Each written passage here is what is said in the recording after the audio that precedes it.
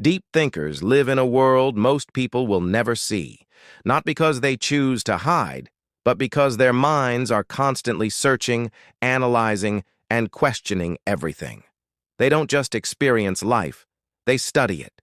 Every word, every silence, every fleeting emotion becomes a clue to something deeper.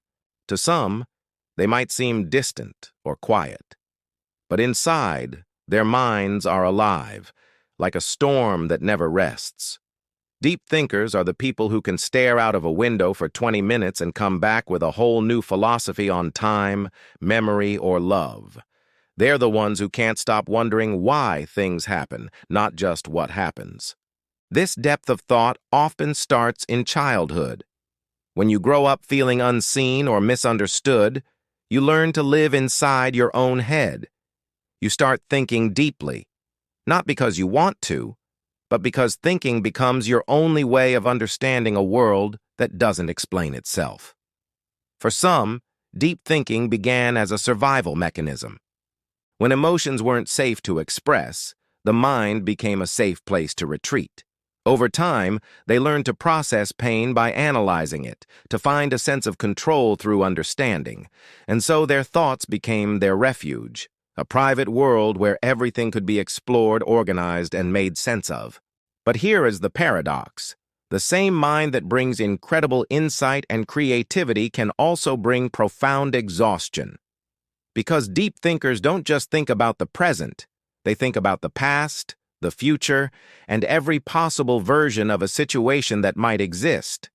They analyze words long after they were spoken. They replay conversations, wondering if they said the wrong thing, or if a moment of silence meant something more. It isn't an obsession, it's a relentless curiosity. But it can feel incredibly heavy. Psychologists often describe this as cognitive depth, a natural tendency to process information on multiple levels. These individuals don't just feel emotions, they dissect them. They see patterns in people's behavior, hidden meanings in small gestures, and connections between things that others completely miss. It's what makes them so insightful, empathetic, and often a little bit lonely. Because while they crave understanding, they rarely feel understood themselves. They might be surrounded by people yet feel a quiet, unbridgeable distance because their thoughts go to places others don't. And when they try to explain what's going on in their head, it often sounds too much or too deep. So eventually they stop trying.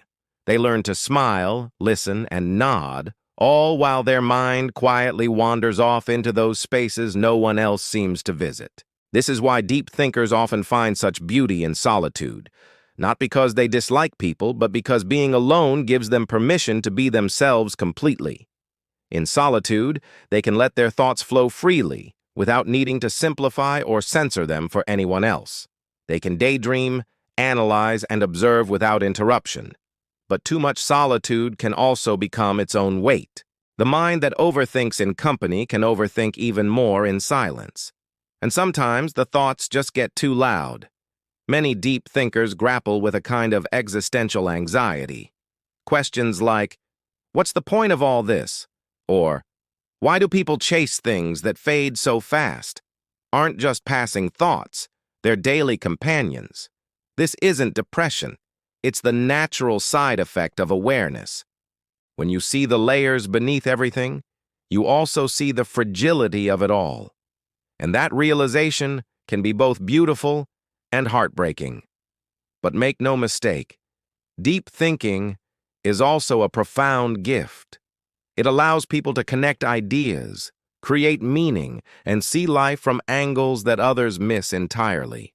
They are the philosophers, the writers, the artists, the scientists, the ones who challenge our assumptions and turn chaos into insight.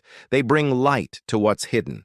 They feel deeply, think deeply, and live with a quiet intensity that often goes completely unnoticed. If you are a deep thinker, you probably feel like you're constantly at war between your mind and your peace. You want to slow down, but you can't stop asking questions. You want to live simply, but your mind insists on exploring everything that's complex. And you know what? That's okay. It's not something you need to fix. It's something to balance.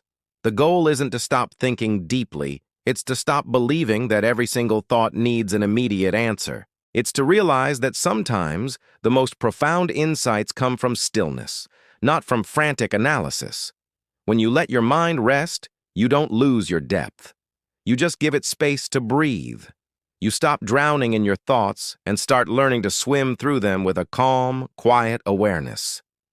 Deep thinkers may always feel a little bit different, but that difference is their strength. Because while most people are content to look at life's surface, deep thinkers dive. They see beauty in pain, meaning in mistakes, and purpose in the patterns that others ignore. They are the quiet observers, the ones who ask, "What can this teach me?" instead of just, "Why did this happen to me?" And that question, that gentle shift, is where wisdom truly begins.